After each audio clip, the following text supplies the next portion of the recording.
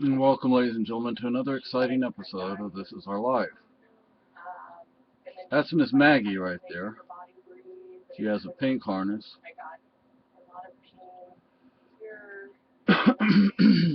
This video, I don't know why I've been having this last couple of days.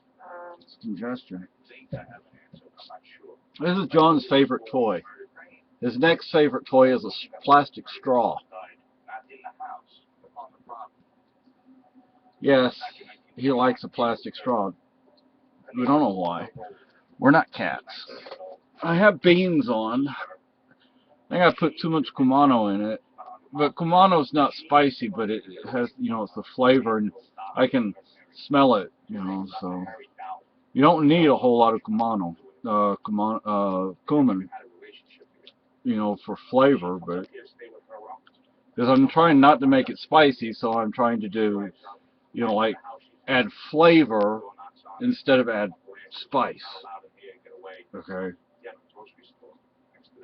Hey, this is for a friend of mine on Facebook because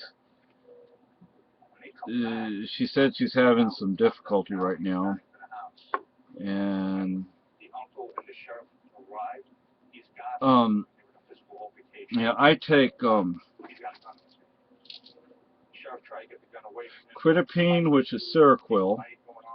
I take 300 milligrams at night, whenever I go to bed, whenever that happens to be. And I take fluoxetine, which I forget.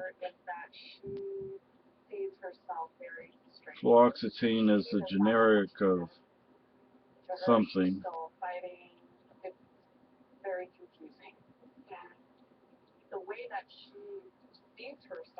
I don't know.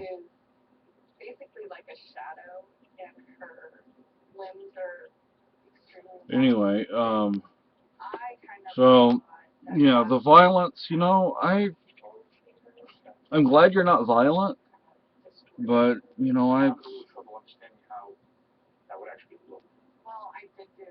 oh, here's another cookbook. That doesn't go in here.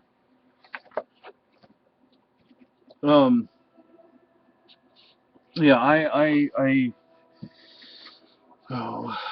in elementary school, I got into more than a few fights. And in middle school, I got into some fights, and I was expelled after just a few weeks of middle school. And then came high school. Now, the whole time I was in Mineral Wells at Edgemead, I was, how do you say, I don't think I was in a single fight while I was there, which is actually good. But it was a small institution. We had one dorm. It was an old military barracks. One hallway was for the girls, one was for the boys. Eventually, they opened the second half of the boys' hallway, and because they had more kids.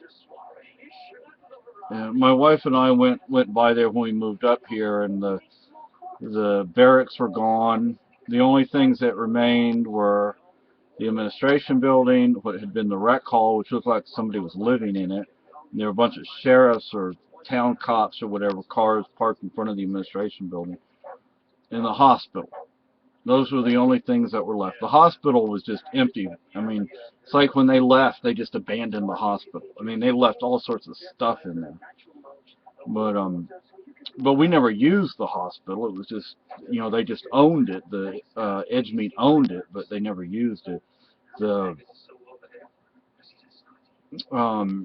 silverware, plates, and all that kind of stuff, they had taken that out of the hospital and taken it over to the administration building, which I don't know what it. Oh, and then and I think what had been the officers' quarters, the houses.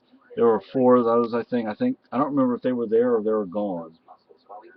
But anyway, I think they were gone. So there were 3 buildings that remained. The creative part, oh gosh. I'm going to draw this. You know how long it's been since I said I was going to draw this, and I haven't drawn it? Now my wife, she's creative. She does her stuff. Um, you know, I have all sorts of great ideas, great wonderful ideas, but do I ever do anything with them? No. I sit here.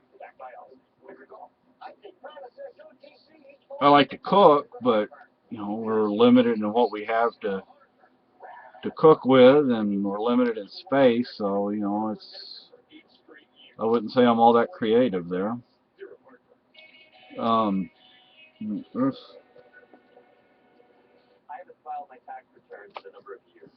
I didn't even remember having it. What? Oh yeah, and that's flaxseed meal that we have up there. But do we have enough eggs to use? No, we don't have any more eggs. Don't have any more eggs. So How many eggs do we need? A lot? I don't know. I'd have to look it up, sweetie. And I have this, and the company wants me to give them a report on what I thought of it. But anyway, you know, one of the things that helped me survive my youth was reading. You know, I don't read much right now. I haven't read much in a while. When we were in the shelter, I was reading some, but it's like my mind is going 1,000 miles an hour, yet my body is barely going half a mile an hour. You know, and it's my mind wants to do 1,000 things, yet my body doesn't get up and do them. You know, I mean, you know, if it weren't for the two medicines that I take, if it weren't for this, the Seroquel, I wouldn't sleep. I mean, I'd be awake for. I mean, I used to be awake for, on average, a week, a little more than a week at a time before I would sleep, and then I would crash. But that was a good sleep. Let me tell you, that was a good sleep. And I wouldn't. We'd be lovely company, wouldn't we? What? We'd be lovely company, wouldn't we? Yeah. And I would probably be angry all the time if it weren't for this. Fix that. Yeah. But I mean, I don't know really what I can say to help. Because you know, I mean, I understand where you're at. I just don't know what I can say that would be helpful. You know, like I said, I mean, geez, in middle school and high school, I got kicked out of high school twice because of fighting, and in middle school once, but the middle school, that was permanent. I wasn't going back. And you know, I mean that. No, a lot of why I was fighting in middle school was because the sexual abuse that I had gone through earlier was starting to affect me. And I was saying, I'm a man, you know, nobody can, you know, use and abuse me.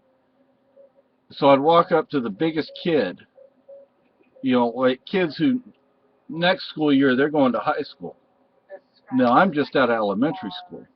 And you know, they're standing a foot and a half taller than me, and they're football-sized kids. You know, and I just go up and I punch them.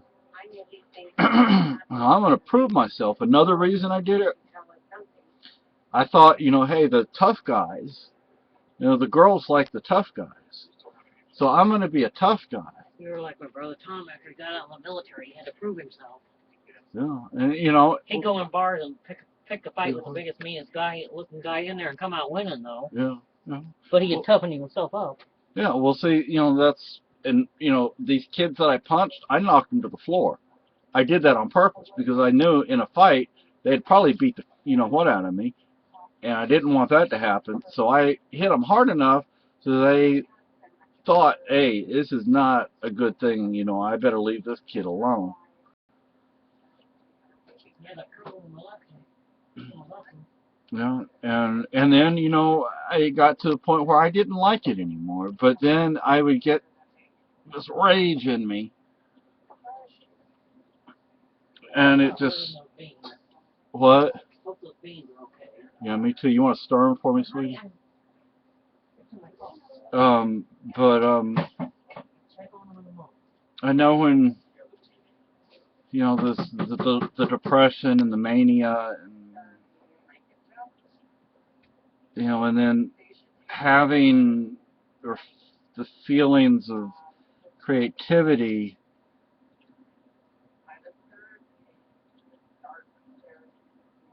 I mean, I don't know. Like, see, I took Wing Chun, Kempo, Shorin Ryu, Taekwondo, Arnis.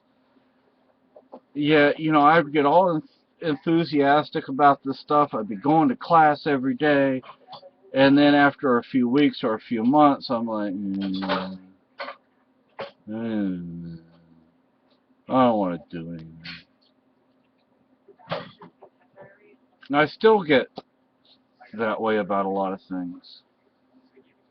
And and right now, winter is starting to end, although it's been raining pretty much, and I want to get out and do something, but then, when it comes time, am I actually going to get up and do it?